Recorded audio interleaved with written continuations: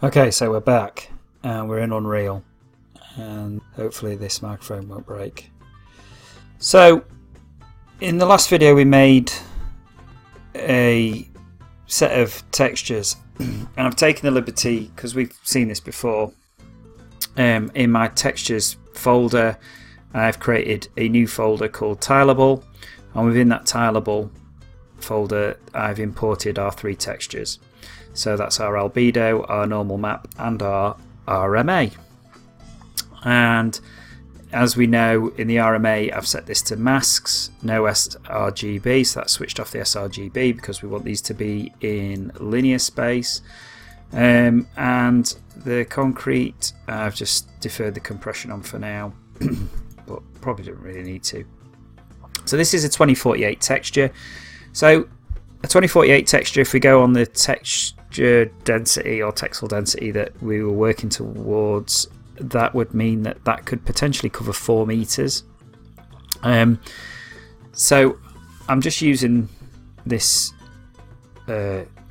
version of the map that I've got, which is the one that I used to show the light blockers.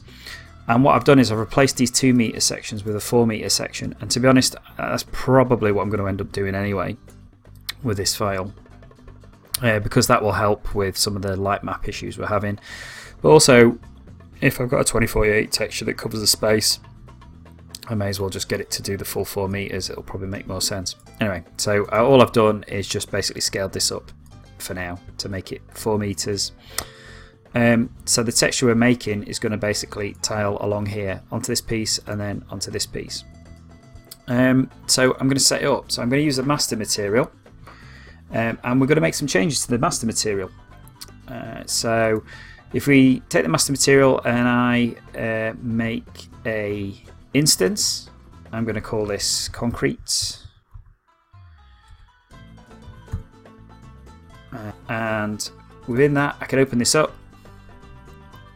and I can add my new textures to it, because it's an instance and we created parameters before using this master material. So that means that I can take my tileable textures, and as long as I expose these, albedo, normal and RMA, I can drop my concrete ALB into there, my concrete NRM into there, and my RMA into there. And what we get is we get a concrete ball, which looks okay. It's a bit noisy, but if you remember in the last video, that's kind of on purpose, because we're going to make some more changes and I wanted to show some things we could do with the master material.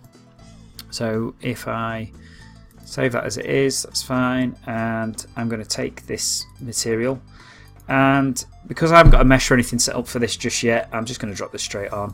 But obviously this isn't the best practice ever to do it this way. But as you can see, we have our material on here. It tiles, it's quite noisy, but it works. So what we want to do is we want to be able to kind of edit a few things, and the things I would like to edit is I want to edit this contrast that's in it, and I want to kind of give it a tint. So the idea is I made this a bit noisier than I would expect it to be, but then what I want to do is I want to kind of add a colour on top of it, which will flatten it out a bit more, and it means we can recolour it to what we want it to be. So maybe I don't want it to be so blue, maybe I want it to be a bit more yellow, and that's fine. So we're going to do that. And the other thing is, I'm a bit worried the normal map's still going to be a bit noisy. It's probably not that noticeable at the moment, but if we went into here and if I started tweaking some of these values, yeah, you could start to see now I get some shininess coming down. More of that becomes shiny. You can see how noisy that is, so I'd maybe like to be able to control that as well.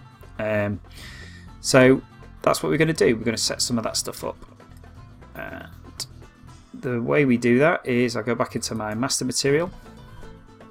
I'm going to full screen this for now, and we're going to add a few things. So the first thing I want to do is add the tint. So the way I'm going to do that is I'm going to hold A down and left click, and that will create an add node. And then what I'm going to do is going to hold 3 down and left click, and that will give me a 3 vector, constant 3 vector, which is like these constant 1 vectors that we use, but essentially it has 3 channels. It has RGB, which basically means it represents as a colour. So if I stick this into this and then plug this into this, then we get no change because we're adding no colour to it. Yeah. If I click on this, however, start to pull this value up, maybe change the colour towards pink and hit OK.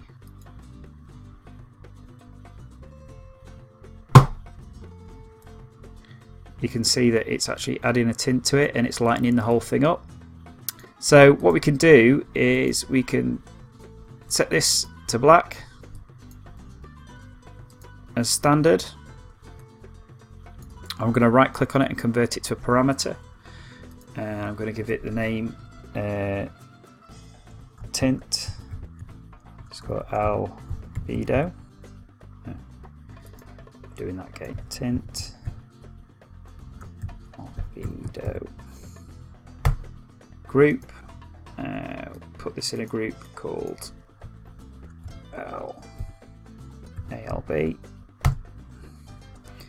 So it's in its own group, and then essentially, I mean, we could add a static switch here which would switch it on and off, but to be honest, it's set to 0. It has no effect on it like that, so we can just have it in there and only activate it if we need it. The second part I'm going to add is I'm going to add some control for this normal map. This is really handy to do. So if I right click on here, if I do a search for mask, see if I can find it. Component mask is what we want. We need one of those. We need a multiply. I'll go over what all these things are in a minute. And we need a, if I hold, so multiply is M, left click, 1, left click. That gets us a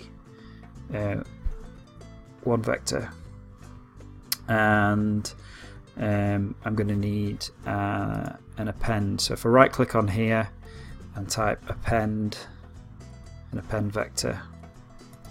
Okay, so let's explain what's going on here.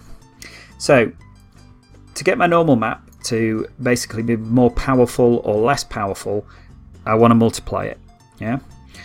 So if I feed this into a multiply, and I give this a value into B, the slot B, if I give this a value of 1, then if we multiply the values in the normal map by 1, we get the same value, right? That's basic maths.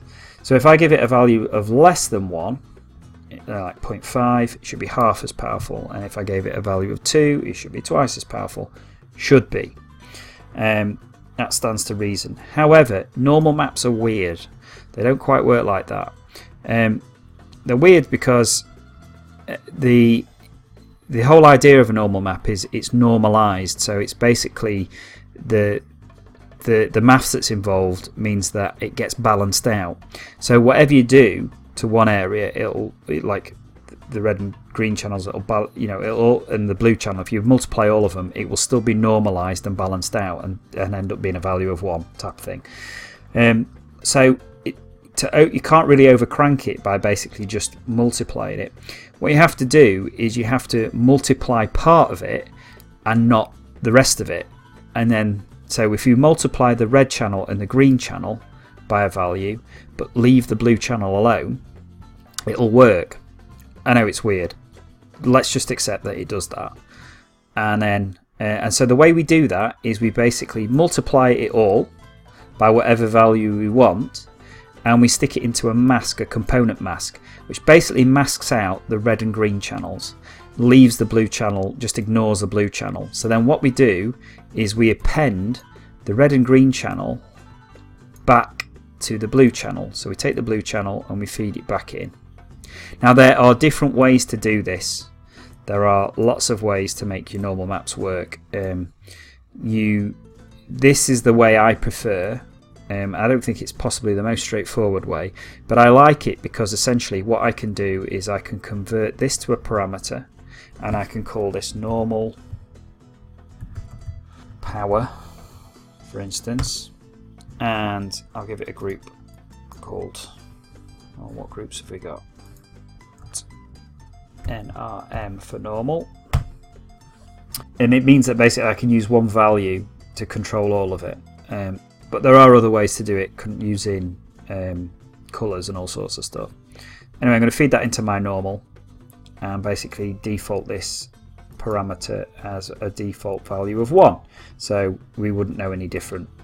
Okay, so essentially what we've got is we've got a couple of new things. We've got this tint albedo and we've got normal power. Woohoo! So let's save those. Let's go back to our concrete. So if we look at our concrete now, we have new parameters. We have a parameter called ALB, and within that we have a tint for the albedo, and we have a parameter called NRM, and we have a normal power. So if we put this on something like a box, we can see what it's doing. We can start to tweak these values. So if I switch my tint on, I can click on here and start to give it a colour, and then what I need to do is push the value up so you can actually see it. So if I wanted something that was a bit more yellow, and I wanted to kind of knock off some of that dark, you see how that range is there? If I knock some of that off, we get something which comes into a range that's maybe a bit more useful. There is method to the madness. We get something that looks pretty decent, not too noisy. Now we can go in and we can play with the normal power. So if we think it's a bit noisy, we can pull it down and it lessens it. Or if we want it to overcrank it, we can push it right up.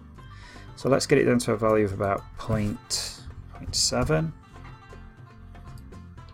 And let's do something about this roughly. Let's dial it back a bit. So there we go, we've got some nice controls now. And if we look, if I close that down, the other cool thing about using an instance, I'm busy doing it on this block, but I can see this, I can see the effect of this in real time. So if I look at this object, zoom out a bit, I can play with this tint in real time, which is just awesome.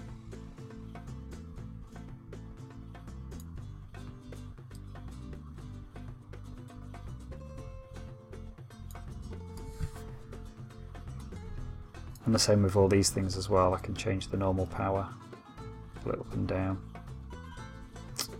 and my roughness tweaks, so I can make it nice and neat. So if I wanted something that's shinier, the thing with these, so there you go, I'm getting a shiny surface. Maybe I don't want that to be quite as rough as that, so I can pull that down a bit, and it gives you lots of control. So yeah, and I mean that's not taking a lot of work, and we've got something that's works reasonably well. So it's an alternative to, you know, Substance Designer, making things with loads of parameters. You can do a lot of that, a lot of useful stuff just in Unreal and Photoshop. Who knew?